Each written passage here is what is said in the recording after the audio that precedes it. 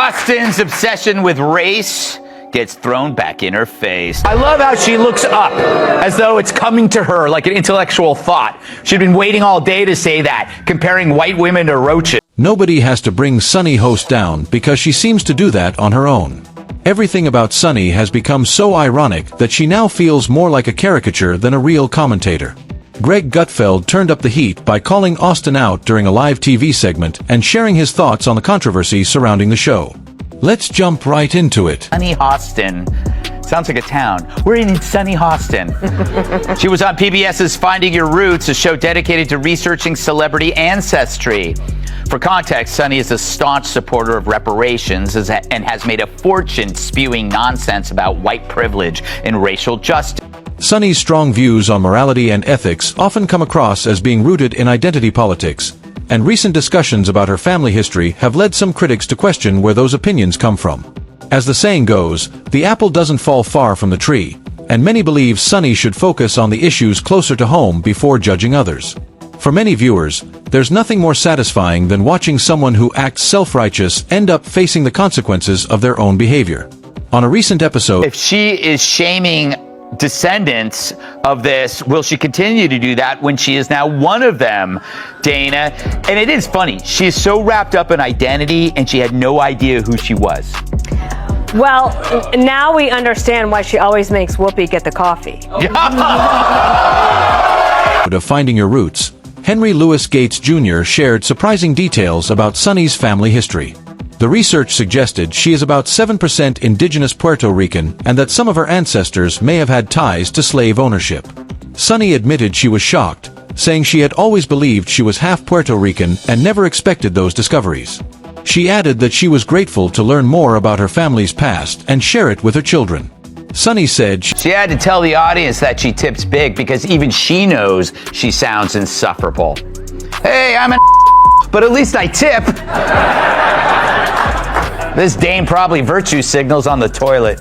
But that's not the point here.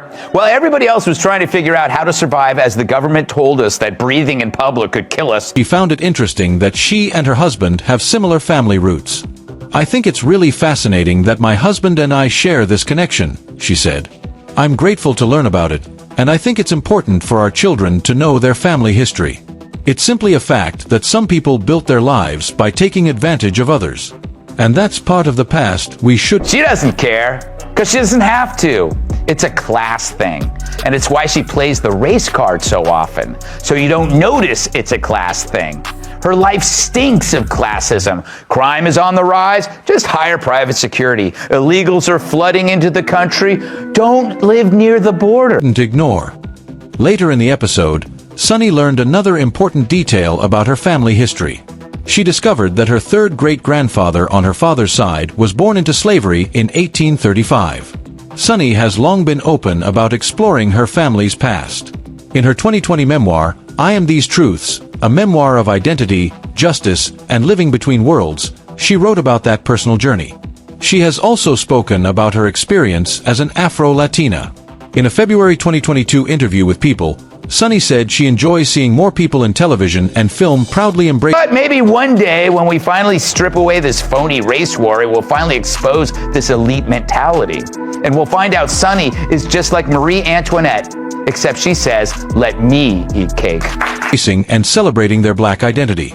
Even after learning that some of her ancestors may have been connected to slaveholding, Sunny said she still supports reparations. Critics quickly questioned whether that same principle would also apply to her, arguing that if responsibility is tied to family history, then the standard should be applied equally to everyone. Their brains are small. But who's the dumbest one of all? True, none of them are in Mensa, but who's the most densa? Perhaps it's Sunny who mastered the art of making idiots look smart. Now The View could ask a mirror who's the dumbest one of all, but there's no way that glass doesn't shatter. Everyone. Their brains are small. On a recent episode of her ABC talk show, Sunny discussed her appearance on the PBS series Finding Your Roots. During the program, host Henry Louis Gates Jr. revealed that one of Sunny's maternal ancestors was likely involved in the slave trade during colonial Spain and is believed to have owned at least one enslaved— Amazing. Oh. That's not what I read. The true sign of the apocalypse is someone that dumb has a law degree. Worse, if your name has the word sun in it, there's no excuse for not knowing how an eclipse works. But it's no surprise that Joy is the one who understands science. She's been on the science diet for years.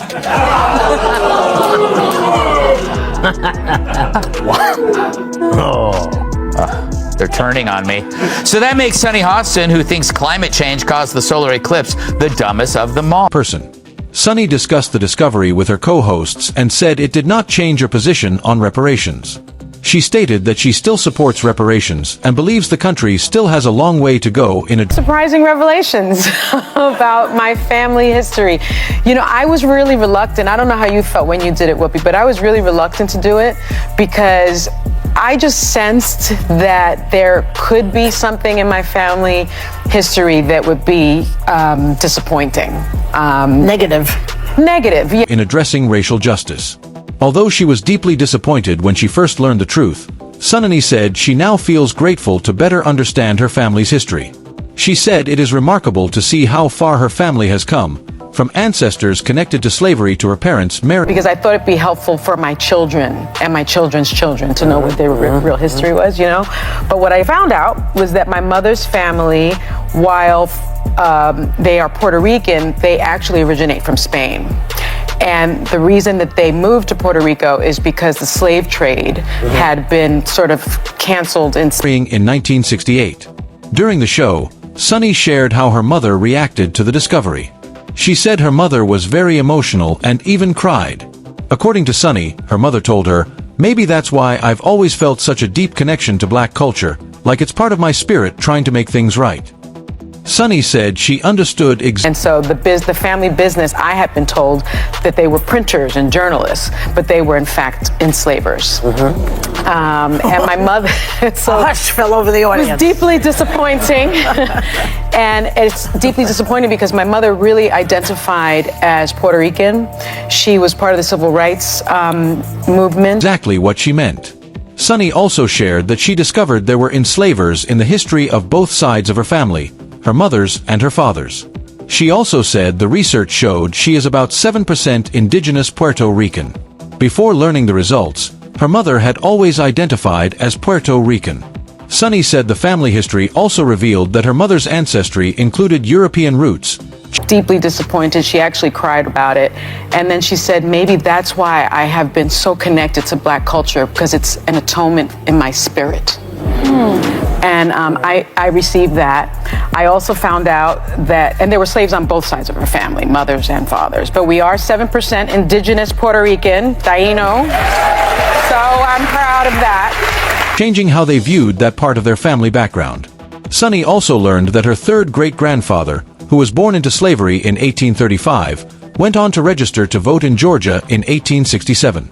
She described it as a remarkable... I mean, maybe I got too cerebral about it, you know, maybe I was too in my head about it, but I just started thinking, my goodness, someone who has really has a Justice Department settlement because his father and Trump himself would not rent to black people. and meaningful part of her family's history. Meanwhile, controversy seems to follow Sudi wherever she goes. This time, Fox News host Greg criticized comments made on The View about Melania Trump. The debate... The View can't wait to tell us that Trump's marriage makes them jealous. Yeah, they may be overweight and brain dead, but they claim to know what's in Melania's head. This week, the plus-size clown show known as The View discussed the news of Melania Trump coming out in favor of abortion rights just weeks before the election, which led to this moment where Sunny projected her own misery on Melania. Roll it, car. began after the First Lady publicly shared her support for abortion rights. Greg played a clip from The View in which Sunny claimed that Melania, despite strongly supporting abortion rights in her memoir, appeared to dislike her husband and had no desire to be First Lady. I think she hates him. Yeah, well, yeah. Okay, so we can all That's a agree on given. that. That's a given. I also think that she wants to take him out. She does not want to be the First Lady anymore. They agree with you. She doesn't want to be the First Lady. She destroyed the Rose Garden.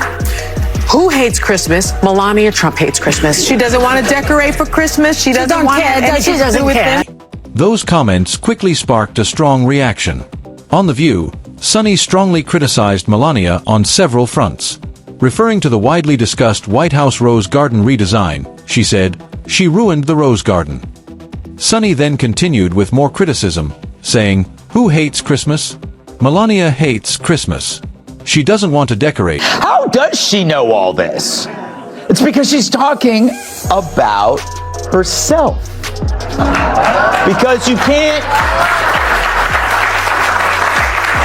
Kennedy, when anybody tries to read your mind, they can't. So they have no choice but to pull the things out of their own head.